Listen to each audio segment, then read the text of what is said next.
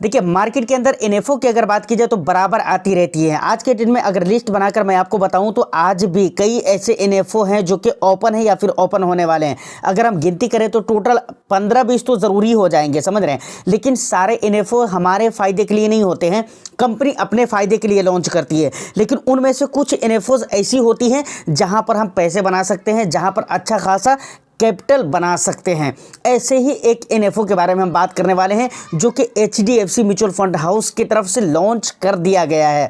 कब लॉन्च किया गया है, कब तक ये ओपन रहेगा, क्या है एनएफओ, इन तमाम तर मुद्दों के ऊपर हम डिटेल्स में बात करेंगे। और ये एक ऐसा एनएफओ है जिसमें मुझे लगता है आने वाले 1-2 सालों के अंदर पैसे बनने वाले हैं। क्यों पैसा बनने वाला है, और पैसा नहीं बिल्कुल धमाका पैसा बनने वाला है, उसका रीज़न भी मैं आपको बताऊंगा। देखिए बहुत सारी वीडियोस मैंने भी बनाई हैं और एनएफओ के ऊपर और भी बहुत सारी वीडियोस आप देखते होंगे, लेकिन जिस सेक्टर का वो एनएफओ है उसको थोड़ा सा समझा कर या समझ कर बहुत कम ही ऐसी वीडियोस बनाई जाती है। मैं देखता हूं बराबर। तो हम सबसे पहले समझेंगे कि भाई आखिर वो सेक्टर कौन सा है और क्यों उस सेक्टर का जो एनएफओज है वो आजकल इम्पोर्टेंट हो चुके हैं। और दूसरी बात, एचडीएफसी जो एक म्यूचुअल फंड हाउस है, अगर आप देखें तो एयूएम के हिसाब से सबसे बड़ा म्यूचुअल फंड हाउस कौन सा है इंडिया के अंदर, एसबीआई है। दूसरे नंबर पे आईसीआईसीआई है और तीसरे नंबर पे एचडीएफसी है। लेकिन अगर रेपुटेशन के मामले में अगर बात की जाए तो मुझे लगता है कि एचडीएफसी दूसरे नंबर पे होना चाहिए। तो खैर ये सारी बातें हैं, वीडियो बहुत ही इंटरेस्टिंग होगी। सर एक लाइक कर दीजिए, शेयर कर दीजिए।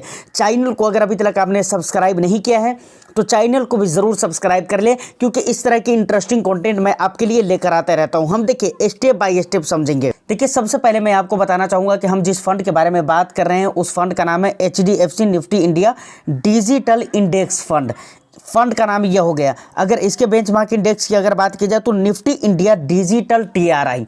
अब इसको digital Nifty India digital TRI जो है, ज़रा हम इसको समझते हैं। और यहाँ पर वो कहानी मैं आपको समझाने वाला हूँ जो अक्सर वीडियोस में आपको देखने को नहीं मिलती है। सबसे पहले अगर हम बात करें कि भाई इस इंडेक्स का यानी Nifty India digital Nifty India TRI, ये इंडेक्स लॉन्च कब किया गया था? ये 2019 में लॉन्च किया गया था, समझ रहे हैं। अब इसमें जो कंपनीज होती है और इसमें जो टोटल स्टॉक्स होते हैं वो होते हैं 25। कितने होते हैं? 25 स्टॉक्स होते हैं इस इंडेक्स के अंदर। और ये एक इंडेक्स फंड है, जैसा कि मैं आपको बता चुका हूँ। फंड का नाम भी मैंने आपको बता दिया है। अब देखिए इनमें जो कंपनीज होती है वो किस तरह के, और ये जो इंडेक्स है ये एक ऐसा इंडेक्स है जो इंडिया की डिजिटल इकोनॉमी को, क्या मैं बोल रहा हूँ बहुत गौर से सुनिएगा, जो इंडिया की डिजिटल इकोनॉमी को ट्रैक करता है।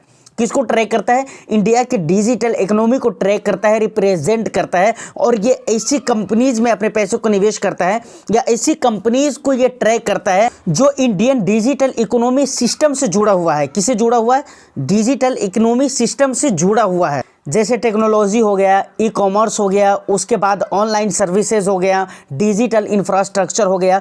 इस तरह की कंपनीज के अंदर ये अपने पैसों को निवेश करेगा। तो मुझे उम्मीद है कि यहाँ तक आपको ये चीज़ें समझ में आ चुकी होगी कि ये किस तरह के सेक्टर में अपने पैसे को निवेश करेगा। यानी बिल्कुल शॉर्ट में कहे तो आईटी सेक्टर में अपने पैसों को निवेश करेगा। अब आईटी सेक्टर, इंफॉर्मेशन टेक्नोलॉजी, ये कैसा सेक्टर है और इसका जो फ्यूचर है, थोड़ी सी बात हम उस पर करते हैं। देखिए अभी अगर आप कुछ दिन पहले से देखें तो आईटी सेक्टर इंडिया के अंदर चल नहीं रहा था। और आईटी का जो ताल्लुक है ना, आईटी का जो रिलेशन है वो यूएस की मार्केट से ज़्यादा है, क्योंकि हमारा 50% जो प्रॉफिट आते हैं ना और 50% जो सेलिंग्स वगैरह आती है, जो कुछ भी कह लीजिए, रेवेन्यू कह लीजिए, प्रॉफिट कह लीजिए, जो भी कहना है आप कह लीजिए, वो 50% प्रॉफिट तो कहाँ से आती है? यूएस के अंदर से आती है, आईटी सेक्टर के। तो वहाँ से बहुत बड़ा रिलेशन है। अब देखिए पिछले कई सालों से ये थोड़ा ठंडा पड़ा हुआ था, कई सालों से नहीं तो बोल सकते हैं, लेकिन काफ़ी समय से ठंडा पड़ा हुआ था।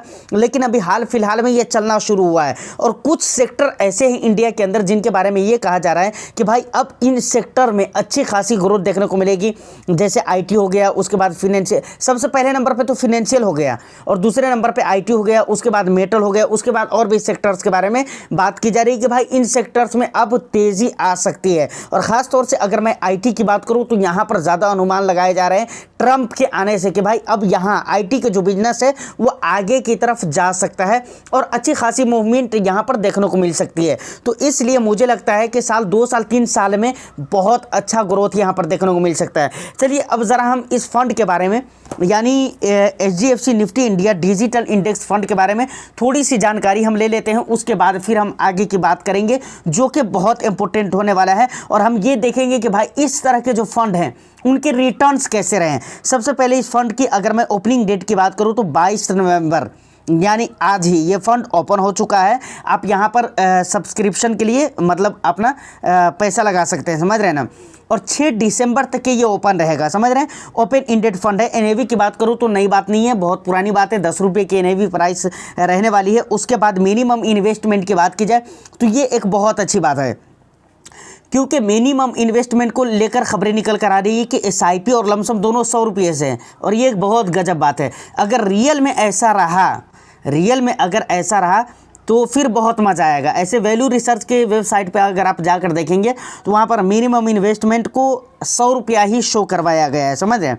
एग्जिट लोड की अगर मैं बात करूं तो कोई भी एग्जिट लोड यहां पर नहीं रहने वाला है, बेंचमार्क मैंने आपको बता ही दिया है। अब दूसरी जो इंपॉर्टेंट बात आती है वो ये आती है कि भाई ये जो फंड है यानी HDFC Nifty India digital index TRI, ये जो फंड है इंडेक्स फंड है, सॉरी इंडेक्स TRI मैं बोल रहा हूँ, यहाँ से हम कितने % का रिटर्न्स एक्सपेक्ट कर सकते हैं। तो देखिए इसको जानने के लिए सिंपल हमें देखना पड़ेगा कि भाई ये जो इंडेक्स है, जो भी इसका बेंचमार्क इंडेक्स है यानी निफ्टी इंडिया डिजिटल TRI, इसने कितने % का रिटर्न्स दिया है डिफरेंट टाइम पीरियड में।